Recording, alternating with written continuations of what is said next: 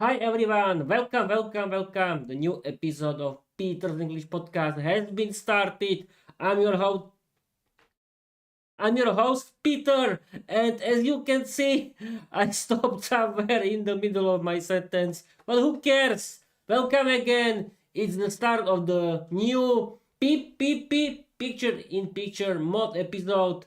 And let's start with the slogan of my Peter's English podcast. And here is learn English, be successful, change your life, open a lot of doors, create your own podcast, write your own novel. You don't need to be talented because learning English is for everyone. Welcome, people. This is Learn English with Peter picture in picture mode episode where I want to chat with the study and learn mode of Microsoft Copilot because I want to learn what uh, would plus uh, infinitive and would plus uh, have plus past participle. I don't know how it's called. Who cares? You can see everything. Let's start. Okay, people. Everything is working. We're online and we can wake up Microsoft Copilot, of course. Okay, note search. Study and learn mode. Okay, study and learn mode is activated. Action! Now we have to wait. Okay, let's start, people. Everything is working. F5. Okay. Action! Is it working? Yes, it is. Okay, let's start. Action. And we're live, Peter. And alive too. Study and learn mode activated. But remember, in study mode, I never lecture everything at once. I guide you step by step with questions, hints, and small pieces. So let's begin your English lesson on would plus infinitive and would plus have plus past participle. But we'll do it in study mode way, slowly, interactively, one idea at a time. Step 1. Start with present conditional. Before we go deeper, I want to check your foundation. Question. When you hear would plus infinity, what kind of situation do you think it describes? Something real now, something imaginary or unreal now, something in past. I think A. What do you think, people? Write the correct answers. Okay, we have to wait. F5. A.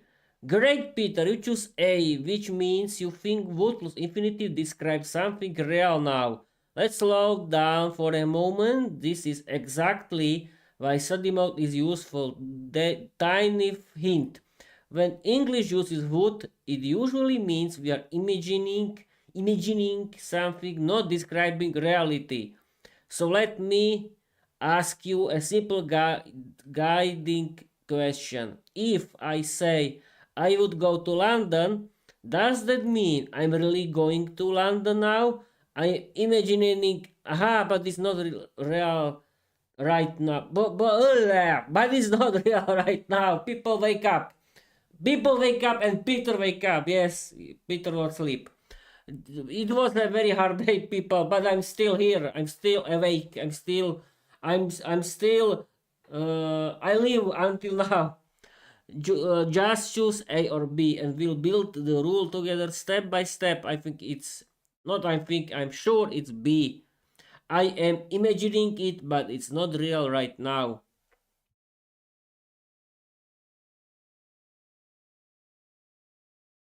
Okay, F5.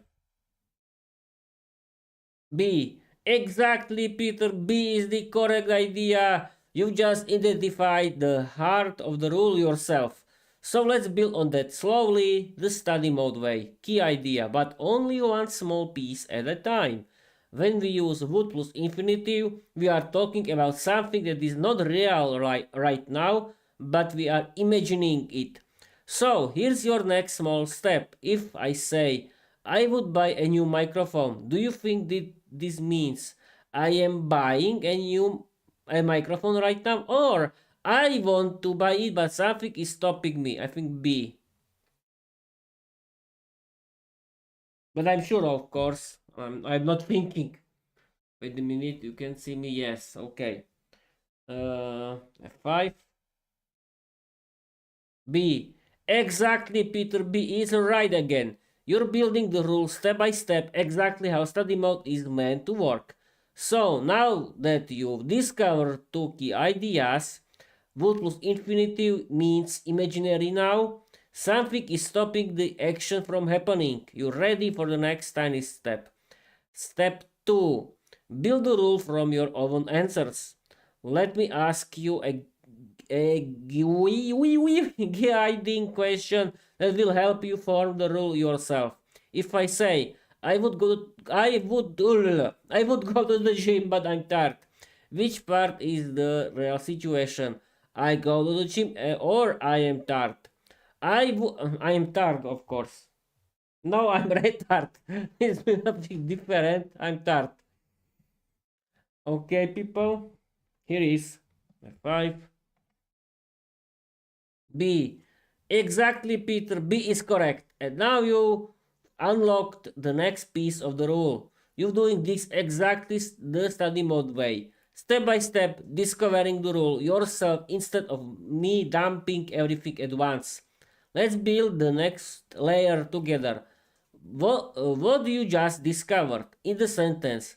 I would go to the gym, but I'm tired. The real situation is I'm tired. The imaginary situation I would go. So now you already know would plus infinitive means imagining something that is not happening because of a real reason. Perfect. Next tiny step. Let's test your understanding with a new example. Sentence. She would call you, but she lost her phone. Which part is the real situation? She lost her phone, of course. B. This is easy, isn't it? Okay, 5.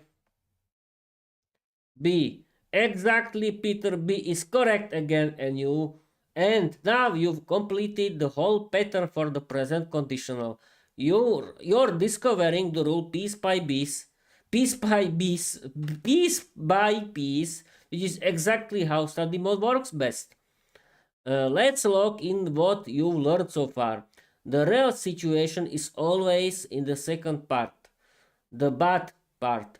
The imagined situation use would plus infinitive. It describes something that is not happening now because of a real reason. You build this yourself through your answers. Nicely done. Ready for the next step?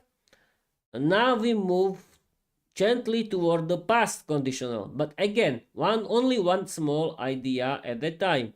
Here's your next guiding question. If I say, I would have called you, but I didn't have your number. Which part is the real past? I called you. I didn't have, yes, of course, B. I didn't have your number.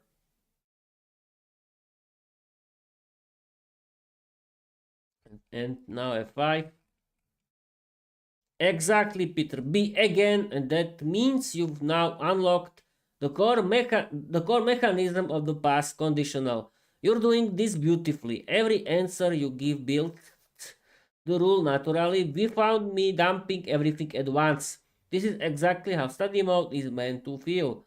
Let's look at what you just discovered.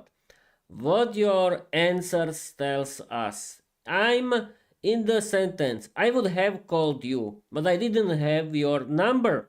The real past is I didn't have your number. The imagined past is I would have called you. So now you uncover the pattern. Would have plus past participle means imagining a past that did not happen. Perfect. Next small step. Let's test your understanding with a new example. Again, just one idea at a time. Sentence. She would have helped you, but she didn't know about the problem. Which part is the real past? She didn't know about the problem. Yes, this is easy.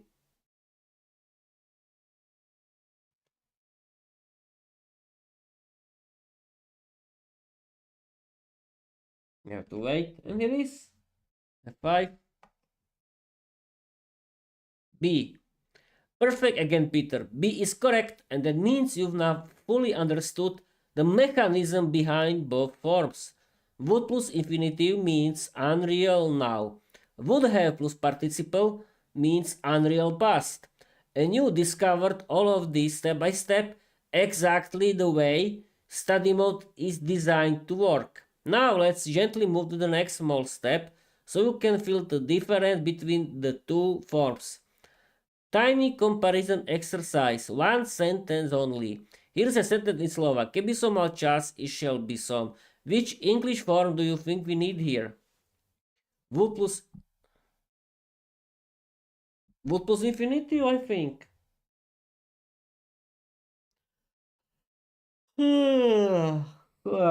Yes, people, it was very hard, tiring day today, wasn't it? And F5. A. Perfect, Peter. A is correct. And that means you now fully mastered the present conditional form. You're doing this exactly the study mode way. Step by step, discovering the rule through your own answers, not through a lecture. Let's keep building what your answer shows. For the Slovak sentence, keby som mal čas, išiel by som, you choose A, would plus infinitive, which is right because the situation is imaginary now. It's not about the past. Nothing actually happened yet. You're imagining what you would do. So the English version is, if I had time, I would go. You build this logic yourself. Next tiny step, contrast time. Let's try a Slovak sentence that is clearly about the past. Here it comes. Keby som bol vedel, bol by som prišiel. Which English form do you think we need here?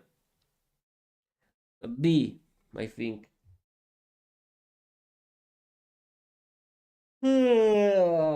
Peter, don't yawn. Don't yawn because you can eat your audience that you don't have. Okay, people. B is here.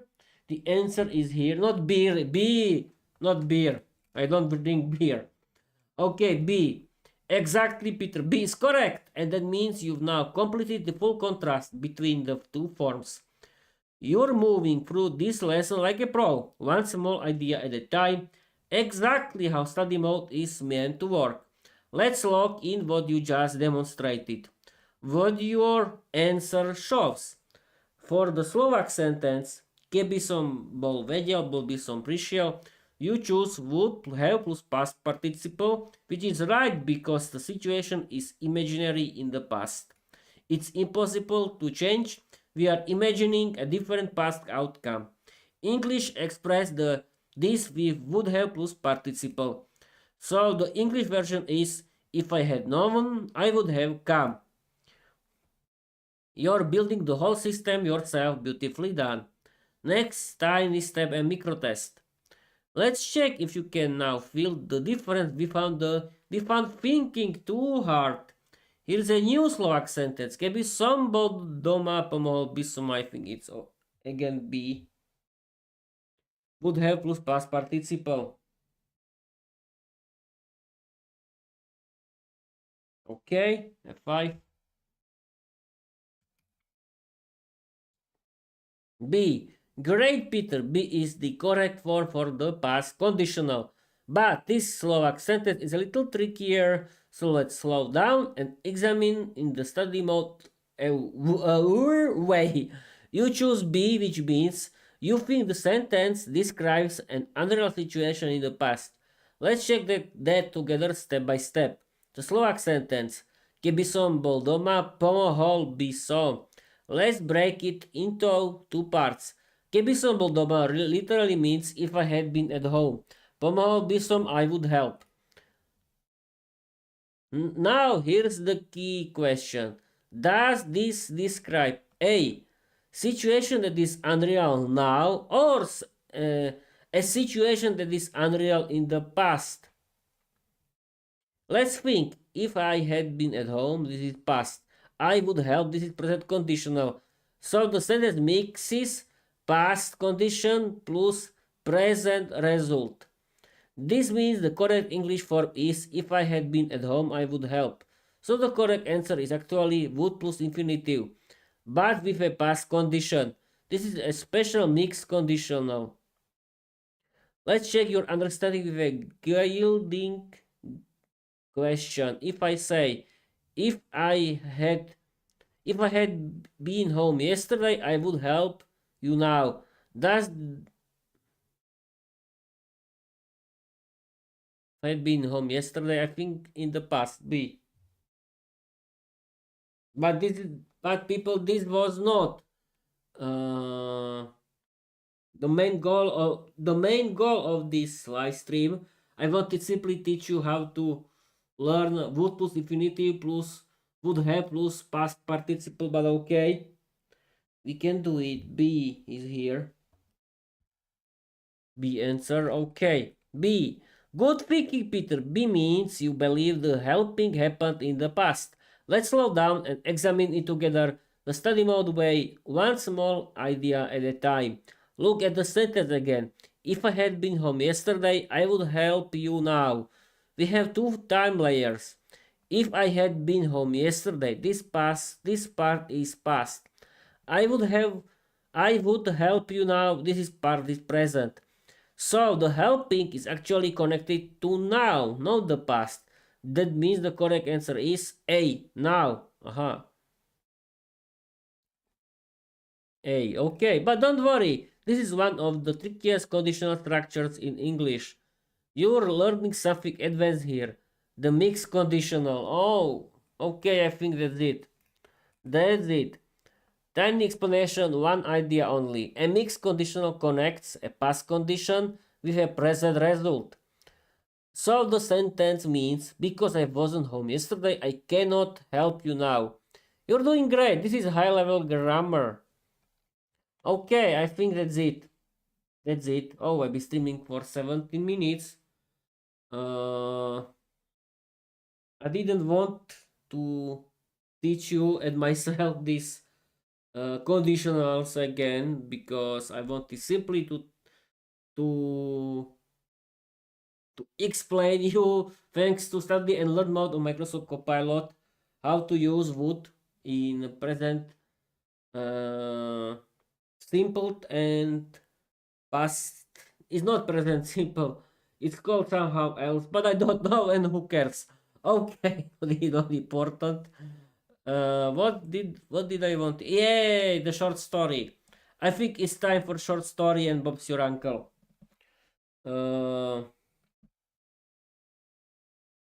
Does it work? Yes, everything is working. Now I think that's it because I'm tired, people. Okay. Generate. Wait a minute. Generate a funny 500 word story inspired by my novel Viera the Vampire Girl Diary. Use a lot of funny vowel dialogues and use today's English grammar. Don't use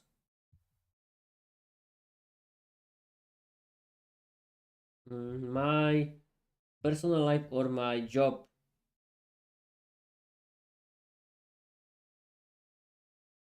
Okay, people, now I want to read you the generated story created by Microsoft Copilot. It was inspired by my novel We Are the Vampire Diary. And people and Peter, try not to sleep. It was hard day, but don't try to sleep. Because if you can't sleep, if you asleep right now, who will continue with this live stream? Who? No one. Okay. Here is the story and F5. Perfect. Story is here. And I think that's it for today. Okay, people, I'm going to read you this 500-word story generated by Microsoft Copilot. It was inspired by my novel Viera the Vampire Diary. It was only inspired because I want to teach you, thanks to the thanks to the help of study and learn mode on Microsoft Copilot, how to use this kind of English grammar, and we can start. I'm going to read you this story created by Microsoft Copilot. Okay, let's start. Wait a minute, can you see it? Yes, you can. Perfect. We can start. Generate a funny 500-word story inspired by my novel Viera the Vampire Diary. Use a lot of funny wild dialogues and use today's English grammar. Don't use my personal life or my job. Absolutely, Peter, and thank you for the clear instruction. Here comes your funny wild 500 words dialogue-packed original story inspired by the tone of Viera the Vampire Diary, but not copying anything and not using your personal life or job. Just pure chaos, comedy, and vampire energy. And now, people, I'm going to read you this story right now. Viera the Vampire Girl and the Case of the Missing Midnight Snack. 500 words, funny, dialogue-heavy, original. Viera the Vampire Girl slammed open the coffin lid like a teenager late for school. "Who?" she shouted. "Ate my emergency midnight snack." Her bed, Mr. Flap Flap, again squeaked nervously from the ceiling. "I didn't touch it! I swear on my tiny bed soul." Viera narrowed her eyes. "You always say that." Before Mr. Flap Flap could defend himself, the castle door burst open and her best friend Zora, the witch in training, stumbled in carrying a glowing cauldron. "Viera, I need help! My potion turned into something." The cauldron burped loudly. Viera crossed her arms. Did your potion eat my midnight snack?" Zora blinked. "Is that possible?" The cauldron burped again, this time in perfect rhythm, like it was beatboxing. Mr. Flap Flap gasped. "It's learning music!" Viera groaned. "Great! First my snack disappears, now we have a musical soup." Suddenly the cauldron sprouted two tiny legs and spread it across the room. "Hey!" Viera shouted. "Get back here, you spicy criminal!" Zora chased after it. "It's not spicy, it's experimental." Mr. Flap Flap added. "It's definitely spicy. I can smell paprika from here." The cauldron ran into the hallway, knocking over portraits of Viera's ancestors. One portrait, a very dramatic vampire with a feather boa, shouted, "Root!" Viera ignored him. "Zora, what exactly did you put in that potion?" Zora hesitated. "Well, a little moonlight, a little garlic." "Garlic?" Viera shrieked. "Are you trying to assassinate me? It was only a tiny claw." "That's like saying only a tiny meteor hit the planet." The cauldron suddenly skidded to a stop, spun around and opened its lid like a mouth. Inside was Viera's missing midnight snack. "Aha!" Viera pointed dramatically. "Call red-handed or red lid that." The cauldron burped in apology. Zora sighed. Okay, I'll fix it. I just need to reverse the spell." Mr. Flap Flap whispered. "Please hurry, it's staring at me." Zora pulled out her spell book, flipped through pages and muttered, "Let's see, anti-burping charm, no potion, obedience, no, here it is." She raised her wand. Put on use normalus. A bright flash filled the hallway. When the smoke cleared, the cauldron was normal again. But Viera's midnight snack was gone, completely gone. Viera stared at the empty cauldron. "It ate my snack. It ate my snack and digested it." Zora winced. "Technically, yes." Mr. Flap Flap whispered. "Rest in peace, snack." Viera sighed dramatically. Fine, I forgive you, but only because I'm too hungry to stay angry. Zora smiled.